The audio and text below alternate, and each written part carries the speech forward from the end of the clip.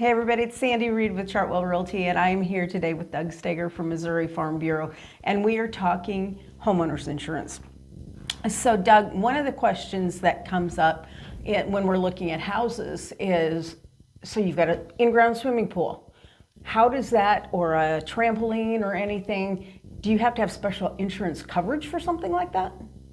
Really just depends on the insurance company. Some companies automatically include your pool, but you got to think about your liability issue. Hey, I got a winding slide, or I got a great big cliff jumping spot to go into the pool. Each insurance company will look at that liability exposure differently. So some are more willing to take that on. Making sure you have a fence around your pool with a self-locking gate's always important.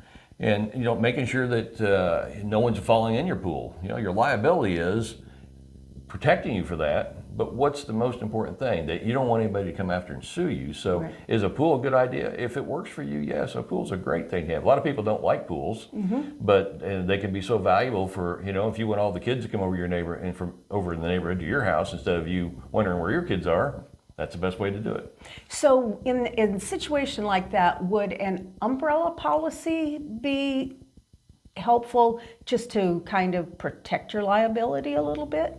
Well, your question on a personal liability umbrella is kind of what it's called. And what that really is, it's like a regular umbrella that you put up over your head while it's raining, and that gives you an extra $1 million on top of what you have for the house.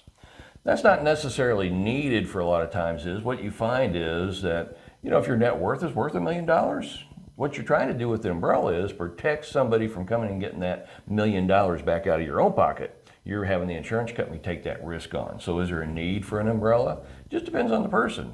Someone has a $100,000 house and no other assets and nothing in the bank. No, they don't need that kind of liability protection. Well, I didn't know because these vehicles are getting so expensive. If you have a car accident and total, I don't know, a Mercedes or a Maserati or something like that, I would think that I didn't, how do you know if you've got enough insurance to cover all of that? Well, that's true, and you have to start out with the base on anything. If you start talking on the base for needing that personal liability umbrella, take a look at your home policy first. Hey, I'm only covering my home policy with $100,000.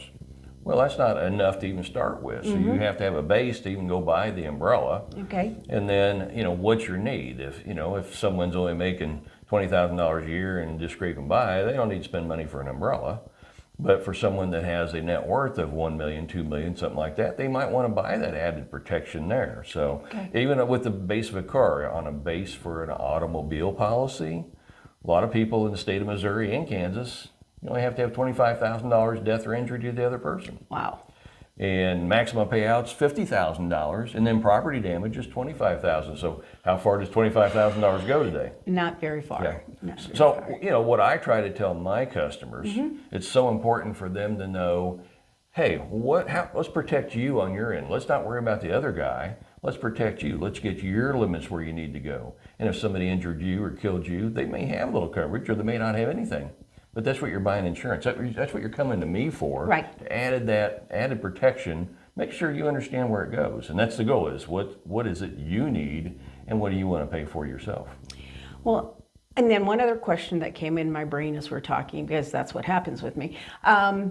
If you have your tree falls on your neighbor's house, or it falls on their fence, I've heard that you're responsible, and then I've also heard that they're responsible for everything from their property line. Is there a concrete answer to that, or? This is real estate. You're hearing that a lot out of real estate stuff too. Ownership of the tree is a starting point. Okay. But if it's a live tree, who's responsible? Hey, tornado comes over and blows the tree, or a windstorm blows that tree over on your neighbor's house. They're not really responsible, because it could be an act of God, or it could be, hey, that tree's still in good shape, but it just blew over. Okay. It damaged the fence or damaged the house, then their insurance, if they have insurance properly, will cover that damage. Okay. If you got a tree growing in the fence line and let's say half of it falls over, well, whose half is it? Because it's in the fence line. That's a good point. But your tree could be hanging over in your neighbor's yard, and by rule, my understanding is that you can go cut that tree straight up over the top of your property line. So as long as it just, you could whack it clear off straight up. Now, I don't know if that's a good idea for being neighborly, but Well, that helps me. This has been excellent information, and thanks for sharing this with us today. Thank you. If the insurance I just shared with you is of interest to you and you'd like to continue this conversation, my name's Doug Steger with Missouri Farm Bureau Insurance. Please feel free to swing by my office or pick up the phone and give me a call, 816-220-2222. And if you need a real estate agent that will put your needs in front of their own, give us a call, send us a text, respond to this video. We will be there and walk hand in hand with you throughout your real estate journey to get you to your next adventure.